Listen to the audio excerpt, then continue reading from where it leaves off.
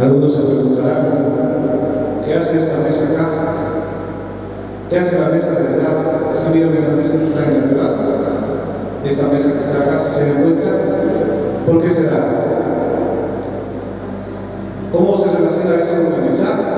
También es una pregunta que se va a responder durante el mensaje, pero ahora queremos reflexionar con relación a la realidad del mundo que vivimos.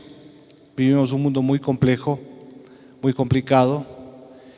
Hace pocos días, pocas semanas, había un peligro global que a muchos, como somos humanos, nos asusta.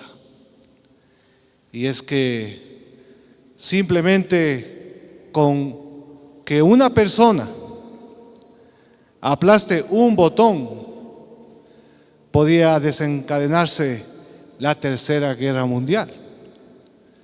Es así porque hay algunas personas que tienen tanto poder en el mundo que no tienen que hacer nada más, sino simplemente oprimir un botón y una bomba atómica sale disparada como un misil hacia otro país y ahí se desencadena la hecatombe que muchos todavía están diciendo. Es posible que esto suceda, no podemos estar tan tranquilos, dicen algunos expertos, y dicen el problema de la guerra mundial en Europa, en el Medio Oriente, no se ha solucionado del todo. No podemos decir que ahora vamos a estar en paz. ¿Y cómo es que estas guerras nos afectan a nosotros? Algunos dicen, no, pastor, estamos lejos acá en Latinoamérica, no nos llega esas guerras. Con tal de que nosotros no estemos en guerra, no pasa nada, dicen algunos. Pero en un mundo globalizado, mis hermanos queridos, todo está interconectado. El comercio está conectado. Las relaciones diplomáticas, el poder ir a otro país, el tema de las visas, todo está relacionado. Por eso es que en la historia han habido países muy poderosos que han impuesto sanciones a otros países. ¿Y cuáles son esas sanciones? Les vamos a aislar. Vamos a romper relaciones comerciales, vamos a romper relaciones diplomáticas, ya no vamos a comprar sus productos. Y eso, mis hermanos, trae consecuencias graves en la economía, porque no podemos vivir en un mundo aislados. Ahora ya no, estamos globalizados y lo que sucede allá en Europa y en el Medio Oriente nos afecta directamente a nosotros, nuestra economía, que ya estaba golpeada y ahora está más golpeada. Las guerras. Y eso nos lleva al título de este mensaje. Posiblemente alguien está revisando las redes sociales y puede decirme cuál es el título de este mensaje. La guerra del fin del mundo. ¿Qué le parece ese título? ¿Cuál será la guerra del fin del mundo? ¿Habrá una guerra al final de los tiempos? ¿Y dónde podemos aprender sobre la guerra del fin del mundo en esta época de guerras? ¿Qué libro de la Biblia será en el que podemos aprender sobre esa guerra en el futuro que algunos dicen posiblemente no esté tan en el futuro? ¿Qué libro es el que nos muestra algunas situaciones del futuro? ¿Ya lo tiene en su mente? El libro de Macabeos, dicen por allá atrásito. No, mis hermanos, ese no está ni siquiera en nuestras Biblias evangélicas. El libro de Apocalipsis, muy bien. Vamos a abrir la palabra en el libro de Apocalipsis. ¿Dónde estará Apocalipsis?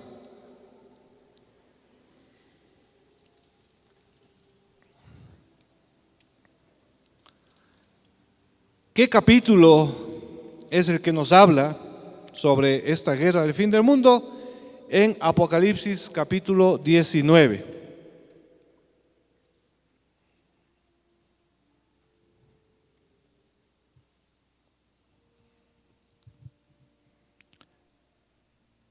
Vamos a leer desde el versículo 11, Apocalipsis 19, 11. ¿Ya tenemos todos la palabra del Señor? Entonces vi que el cielo se había abierto, miren, y que allí aparecía un caballo blanco. Imagínense. El nombre del que lo montaba tenía un nombre. El nombre del que lo montaba es Fiel y Verdadero, el que juzga y pelea con justicia. Sus ojos parecían dos llamas de fuego. ¿Cómo será, no? Ojos de llamas de fuego. ¿Se puede imaginar? Y en su cabeza había muchas diademas, en algunas versiones dice muchas coronas. Y tenía inscrito un nombre que solo él conocía. Aquí hay un enigma, un nombre que solo él conocía. ¿Cómo estaba vestido? Miren la descripción. La ropa que vestía estaba teñida de sangre, roja, empapada en sangre. Y su nombre es la palabra de Dios. Pero no estaba solo. Iba seguido, dice, de los ejércitos celestiales que también montaban caballos blancos y vestían lino finísimo, blanco y limpio. Pero dice más el texto. De su boca salía una espada afilada. ¿Cómo será, no? Una espada que sale de la boca. Tiene un propósito: para herir con ella a las naciones. A las naciones, dice.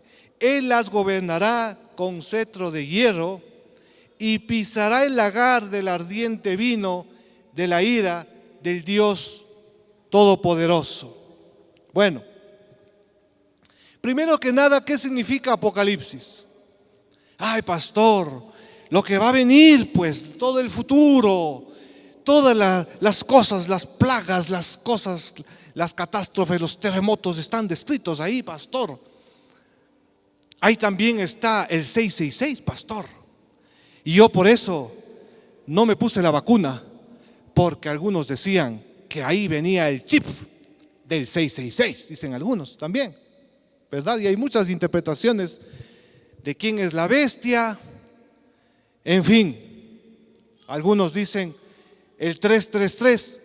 ¿Cuál es el 333? El medio bestia nomás, no es el bestia completo. Eso no está aquí en Apocalipsis.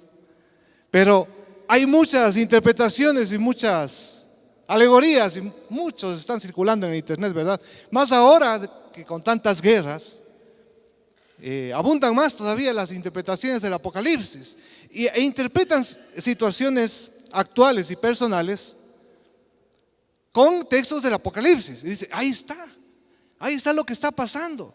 Las guerras que ahora están sucediendo están ahí ya predichas. ¿Cómo se debe interpretar el Apocalipsis, mis hermanos queridos? El Apocalipsis significa revelar, eso significa literalmente Apocalipsis. Las dos palabras, apocalipsis, tiene que ver con revelar, quitar el velo, ¿no? Algo que no estaba puesto delante de todos y estaba un poquito oculto y ahora se lo pone de relieve, digamos, y se lo pone a la vista. Eso significa literalmente una revelación. Y no necesariamente revelaciones del futuro. Puede ser que hay pasajes que sí, pero no necesariamente todos los textos del Apocalipsis hablan sobre el futuro. Eso sí, es palabra profética. ¿Por qué? Porque es palabra de Dios. Amén. Y ahí está la profecía. No, pastor, es que yo pensé que la profecía era cuando me dicen, esto es lo que te va a pasar. En un año vas a ganarte la lotería. Qué linda profecía, dicen, pastor. Esa quisiera que me den a mí. No necesariamente son cosas que nos dicen de lo que nos va a suceder o que va a suceder al mundo, sino que es quitar el velo y ponerlo de relieve algún conocimiento importante. En este caso, dice la palabra, comienza, ¿no? Que el cielo se abre.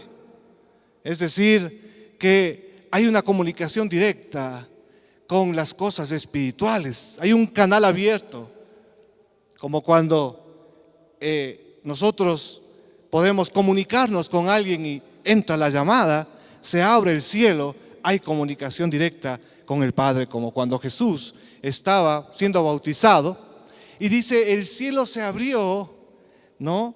Y ahí dice, descendió el Espíritu Santo en forma de ¿qué? Como paloma, dice. Y Dios habla, el Padre habla, este es mi Hijo amado, en quien tengo complacencia, dice la palabra. Y es la misma imagen, porque la literatura apocalíptica ya estaba en el Antiguo Testamento y usted puede recordar qué libros del Antiguo Testamento tienen literatura apocalíptica, que hablan de símbolos, que hablan de una estatua de bronce enorme y que se cae la estatua de bronce. Daniel, por ejemplo, es un libro que habla de literatura apocalíptica, vean, porque la literatura apocalíptica en el contexto judío es muy antigua, no es nueva, y por eso ya era conocido para los judíos este tipo de literatura encriptada de alguna manera, codificada con símbolos. Ojo, la literatura apocalíptica no se debe interpretar de manera literal, mis hermanos queridos. Porque cada tipo de literatura de la Biblia hay que interpretarla de acuerdo a las reglas de interpretación. No es lo mismo la narrativa, donde Jesús está contando, ¿no es cierto?, que se sube en una barca y que van por el mar y que reprende al viento y a las olas y todo se calma. ¿Eso sucedió o no sucedió? Sucedió, es un evento real, es narrativa. Hay personajes, hay una trama, es un tipo de literatura. Esta literatura apocalíptica no es igual, no es narrativa, es una literatura encriptada, codificada, simbólica. Y en este pasaje vamos a decodificar algunos símbolos que eran comunes y eran conocidos hace 2000 años por los lectores originales. Para nosotros ya es un poquito más complicado porque ya vivimos en otra época, ¿verdad? Entonces, vamos a ir decodificando, a ver. Entonces vi que el cielo se abría y que hacía aparecido un caballo blanco. ¿Qué significa el caballo blanco? ¿Cómo ingresaban los emperadores o tal vez los generalísimos romanos? Cuando ingresaban a Roma, después de haber conquistado alguna ciudad o varias ciudades, entraban en un caballo blanco. Y esta es la imagen que se presenta aquí de un conquistador. Viene un caballo blanco. El nombre del que lo montaba, ¿cuál es? Fiel y verdadero. Ese es el nombre. Pero miren, dice algo más. El que juzga y pelea con justicia. Y aquí, mis hermanos queridos, abramos un poco la mente y pensemos en las guerras. En otro texto dice, el que hace guerra con justicia. Y en otra traducción dice, con integridad. ¿Será, mis hermanos, que hay alguna guerra que se ha hecho en el pasado, que se ha hecho con justicia y con integridad? ¿Alguna guerra humana? ¿Será que hay alguna guerra actual en nuestro mundo que se libre con justicia, con integridad? ¿O no? ¿Qué países estarán peleando o qué gobierno estará haciendo guerra a otro país con integridad y con justicia? Ya en el pasado, las cruzadas que le decían, ¿sí sabe cómo le decían?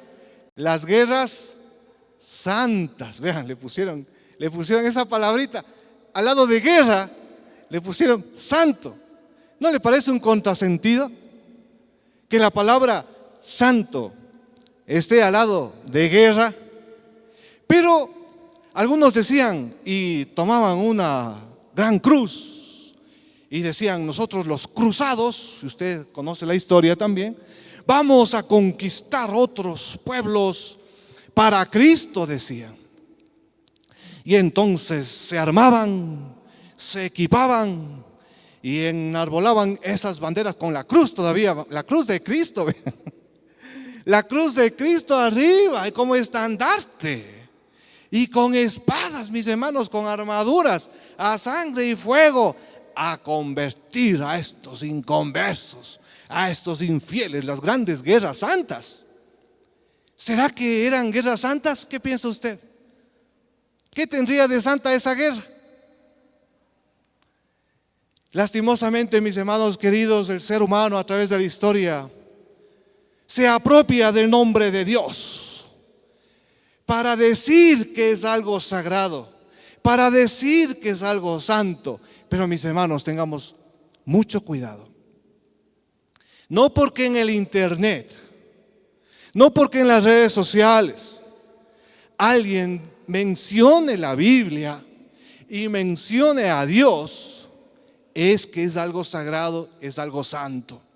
Muchas veces puede ser un pretexto para defender alguna ideología indefendible con la palabra, bien interpretada, porque la palabra del Señor tiene que ser bien interpretada, mis hermanos queridos, como estamos dando algunos consejos de interpretación muy generales. Claro, hay que estudiar la palabra con seriedad y con tiempo, pero, por ejemplo, como vemos, el Apocalipsis es lenguaje simbólico, no puede ser interpretado de manera literal. Sin embargo, algunos lo interpretan de manera literal. Y hay que decir, mis hermanos, y yo le invito a que usted abra su mente, abra su corazón y comience a pensar y ore al Señor y comience a buscar otras fuentes, porque también hay que decir, hay mucha desinformación en las redes sociales, en el internet. Algunos decían que se ha vuelto un correo de brujas. ¿Por qué? Porque circula mucha información y hay que contrastar la información, mis hermanos, ¿verdad? Aún en el YouTube a veces salía un mensaje: este video tiene usted que contrastar, decían. ¿Por qué? Porque no todo lo que sale es verdad. Hay que ver los dos lados de una moneda. Y por ejemplo, en la consejería prematrimonial o en la consejería matrimonial, cuando alguna pareja viene y han estado muchos años de casados, ¿verdad? Y viene la esposa, ¿verdad? Y me dice: pastor, necesito una cita con usted. Y le digo: claro, con mucho gusto. Y entonces me cuenta la hermana, ¿no? Y me dice: pastor, es que esto me está pasando, es que yo sufro así, asado, y es que este hombre se dice ser cristiano y aún viene a la iglesia, pastor, imagínese, y está sirviendo en la iglesia, ahí está sentadote, pero usted le viene en la casa, pastor. Uy, no, es como tener al diablo. Yo no me dejo llevar, mis hermanos, por un lado de esa versión, porque en una pareja hay dos versiones, ¿sí o no? Entonces yo digo: gracias, mi hermana. ¿Será que me puede dar el número de su esposo? ¿Pero para qué, pastor? Le digo: para conversar también con él, pues. No es necesario, pastor, es que yo ya no quiero saber nada de él. Le digo: mi hermano, ¿usted quiere continuar casada? Bueno, sí, no es para tanto, pastor, tenemos problemas, pero sí, yo quiero continuar casada. Entonces tenemos que arreglar con él también, porque es un matrimonio de ambos, pues le digo a mi hermano. Así es que por favor deme, si es tan amable, el número, y yo le voy a llamar a su esposo y vamos a conversar. Además, si está sirviendo en la iglesia, claro, me preocupa todavía más, pues. Un poco dudando, un poco la hermana me da el número y claro, y ahí cuando yo le oigo la otra versión, no ha sido, pues, mis hermanos queridos, tanto como me la pintaba la hermana. Y viceversa también sucede. También vienen esposos que me dicen y me pintan, hermanos, un panorama, ni que la bestia del Apocalipsis, hermanos, ni que el 666. Yo digo: ¿cómo pues este hombre, siervo del Señor, que me dice que es un siervo del Señor, que solo pasa orando de rodillas, está casado con alguien así? Pienso yo. Pero después digo: no, pues hay que llamarle también a la esposa para contrastar la información, mis hermanos queridos. Y así es como se tiene las dos versiones. Y en una guerra, mis hermanos queridos, también hay que contrastar la información. No hay que dejarse llevar solo por una versión y parcializarse hacia una versión y pensar que esa es la verdad y la única verdad. Porque ahí caemos en un fanatismo que tanto daño ha hecho a la humanidad. Por el fanatismo es que se emprendieron esas guerras en el pasado, las cruzadas, porque había mucho fanatismo. No había reflexión, no escuchaban a nadie. Gente con mucho poder simplemente influenciaba a las masas y iban dizque a conquistar territorios para Cristo a fuerza de la espada, mis hermanos. Imagínense qué barbaridad. Hoy en día también, mis hermanos queridos, el tablero geopolítico del mundo no es el mismo de hace 7.000 años, 8.000 años. Tenemos que tener mucho cuidado para las guerras que están sucediendo hoy en día, mis hermanos. Abrir el corazón y pedirle al Señor que queremos saber cuál es la verdad, qué es lo que está detrás de esas guerras. Algunas personas, cuando escuchan de Israel, dicen: no, pastor, no me hable de Israel, porque Israel es el pueblo de Dios, ungido, sacrosanto, y ese pueblo es el pueblo de Dios, pastor, dice. Y entonces uno no puede ni conversar, mis hermanos, porque ya oyen Israel y ya se arrodillan, levantan las manos y dicen: Israel bendito por siempre, pastor. Mis hermanos queridos, abramos el corazón, abramos la mente, contrastemos la información, como digo, buscamos otras versiones de la información de lo que está pasando en Gaza, en Palestina. ¿Será que Israel está peleando con justicia, con integridad? ¿Qué piensa usted? A ver, levante la mano. ¿Quién piensa que Israel está peleando con justicia, con integridad, así como el Cordero, así como Jesucristo? Levante la mano. ¿Quiénes piensan que no hay justicia, que no hay integridad en esa guerra de Israel con Palestina y con Gaza? Levanten la mano. Levanten la mano nomás, mis hermanos queridos. Nadie está grabando eso, no se preocupen. Todos somos libres de opinar. ¿Por qué? Porque ahora hay intereses, hermanos queridos, en la venta de armas. Ahora hay intereses políticos, mis hermanos. Hay corrupción también en los gobiernos. Y las guerras enmascaran las corrupciones. No sé quiénes se acuerdan de esta canción: Paquisa, historia, leyenda, heroica nación. A ver, levanta la mano. ¿Quiénes se acuerdan de esta canción? Ya estamos revelando nuestra edad un poco, ¿no es cierto? Porque los chicos dicen: ¿y eso qué será Paquisa? No nos acordamos. ¿Qué ecuatoriano no estaba unido como un solo hombre cuando venía el presidente Sixto Durán Ballén, creo que era, ¿no? Ay, ayúdenme a recordar, de pronto me olvido yo, pero si la memoria no me falla, él estaba dirigiendo esta guerra, ¿no? Y todo el Ecuador unido como un solo hombre. Claro, el nacionalismo arrastra, pues, mis hermanos queridos. Pero hoy en día tenemos que ver más allá. ¿Qué hay detrás de ese nacionalismo? ¿Qué hay detrás de las guerras? ¿Hay corrupción tal vez? ¿Hay intereses de venta de armas tal vez? ¿Qué hay? ¿Se están violando los derechos humanos? Veamos las guerras actuales a la luz de Jesucristo. Veamos las guerras actuales en clave del Nuevo Testamento, no solo del Antiguo Testamento.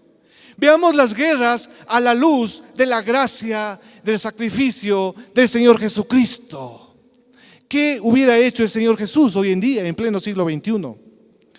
¿Estaría a favor de alguno de los países? ¿Estaría el Señor Jesús a favor de Israel? ¿Estaría el Señor Jesús a favor del genocidio, de matar a niños, de matar a mujeres embarazadas, de acabar o tratar de acabar con una raza, con toda una raza? Eso es genocidio. Algo parecido a lo que quisieron hacer con el pueblo de Israel mismo, con el holocausto nazi.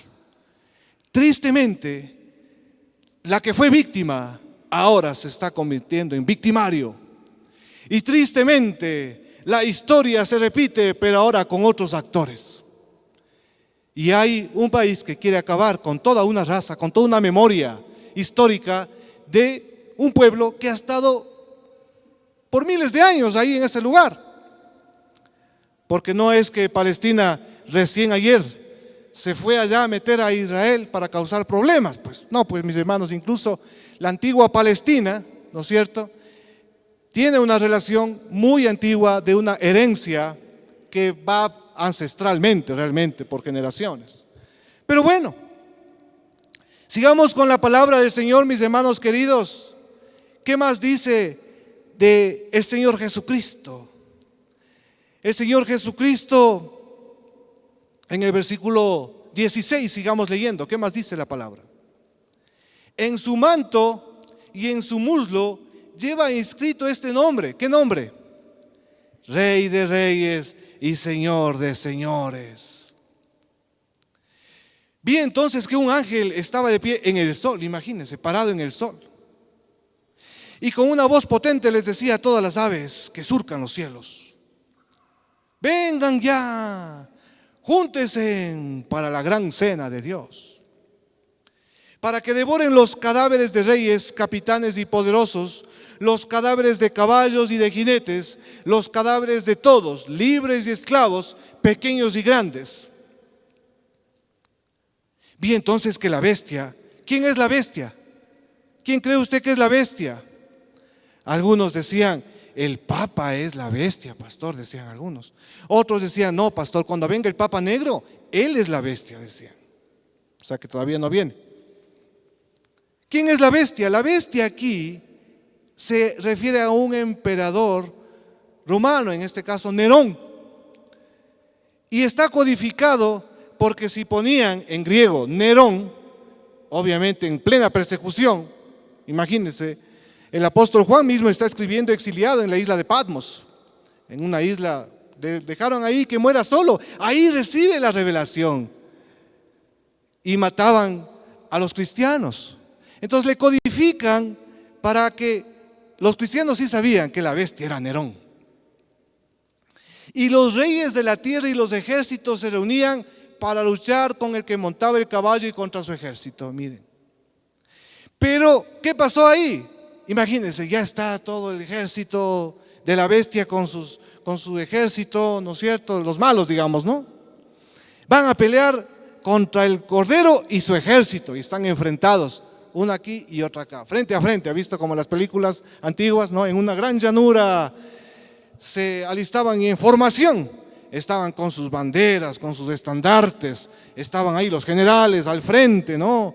Y todo el ejército atrás, estaban los lanceros, los que tiran flechas, los caballos, frente a frente, una tensa calma. ¿Cuándo será que comienza la guerra? ¿Quién dará el primer paso? ¿Quién dio el primer paso? ¿Cuánto tiempo estuvieron peleando? ¿Cuántas horas estuvieron peleando? Hay guerras que han demorado años. Hay asedios a fortalezas antiguas que han demorado años. Ciudades amuralladas y ejércitos asediando por años, esperando que se acabe la comida ahí en esa ciudad amurallada. Y otros en la llanura también. Se han demorado horas, se han demorado días. Han tenido que hacer recesos para recargar otra vez, para buscar más refuerzos. ¿Cuánto tiempo se demora esta guerra? La guerra del fin del mundo, mis hermanos. Versículo 20. Pero la bestia, escuche bien, fue apresada y también el falso profeta. ¿Quién es el falso profeta? Dice la interpretación de hace 2000 años, es uno de los administradores del Imperio Romano, que era parte de este séquito de la bestia del emperador Nerón, que había hecho señales milagrosas delante de ella, porque ¿será que el diablo hace señales milagrosas también o no? ¿Qué piensa usted? ¿O solo Dios hace milagros? El diablo también trata de imitar a Dios haciendo milagros delante de ella, con las que había engañado a los que recibieron la marca de la bestia. ¿Cuál es la marca de la bestia? Verá que está codificado esto. Decodifiquemos. ¿Cuál será la marca de la bestia si la bestia es Nerón? Los que se arrodillaron ante el emperador romano y le juraron lealtad, porque el emperador era Dios en esa época, o sea, le adoraban como Dios, digamos, y hacían una estatua, ¿no? Y el que no adoraba a Nerón caía inclusive era sedicioso y era un peligro para la estabilidad del Imperio Romano, porque decían, él no está jurando lealtad a Dios, que es el Nerón, entonces es posible que pueda hacer una revuelta, es posible que sea un rebelde, va a querer desestabilizar el Imperio Romano, y entonces le daban a elegir, mis hermanos. Aquí está trazada la línea. Los que se postran ante el emperador romano están acá y están a salvo. Debían decir, Ave César, y arrodillarse. Pero los que dicen, no, yo no me postraré ante una estatua, es de un simple ser humano. Un simple ser humano. ¿Qué has dicho? Si es Dios, el Nerón, el emperador. blasfemo, porque era una religión. ¿Te mantienes en esa decisión a costa de tu propia vida? Sí, me mantengo. Solo me postraré ante mi Señor Jesucristo. Él es el Kyrios, Él es el que murió por mí, y aún si muero, yo sé que iré con Él a la eternidad. Amén. ¿Quiénes aplauden al Señor Jesucristo?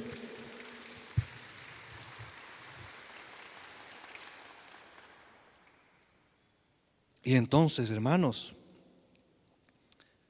esa sangre roja, carmesí, de los mártires, de Juan, el apóstol que está escribiendo la revelación, de Pedro, que prefirió ser crucificado al revés.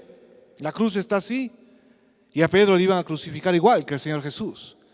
Y Pedro dijo: no, yo no soy digno de morir como mi Señor. No, a mí crucifíquenme al revés, porque yo no soy digno de morir como mi Señor Jesucristo. Y entonces le dijeron: bueno, lo que quieras. Le dieron la vuelta a la cruz y lo crucificaron al revés, patas arriba. Santiago, el hermano del Señor, aserrado, murió aserrado. El apóstol Pablo, decapitado. La sangre de los mártires se ha regado como semilla en la historia para que nazca la iglesia que ahora estamos celebrando con libertad.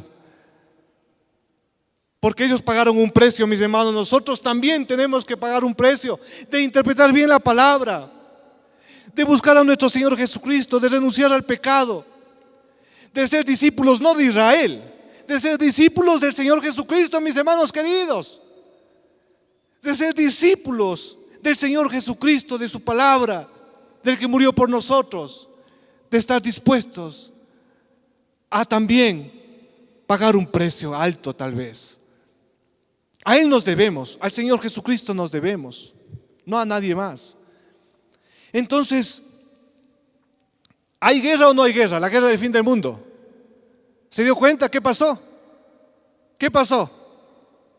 Que no hubo guerra, pues, mis hermanos queridos. Porque Jesucristo no tiene rival. ¿Quiénes dicen amén? El Señor Jesús no pelea, mis hermanos, porque no necesita pelear. El Señor Jesús solo le apresa, le toma preso a la bestia.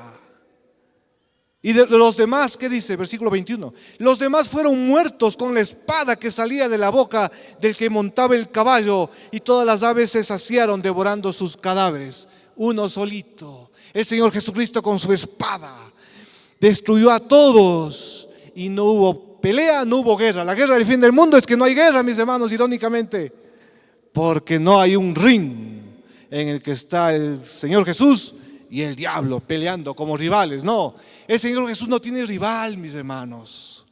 El Señor Jesús simplemente habla y las cosas suceden. Este mundo ha sido creado solo por el poder de su palabra.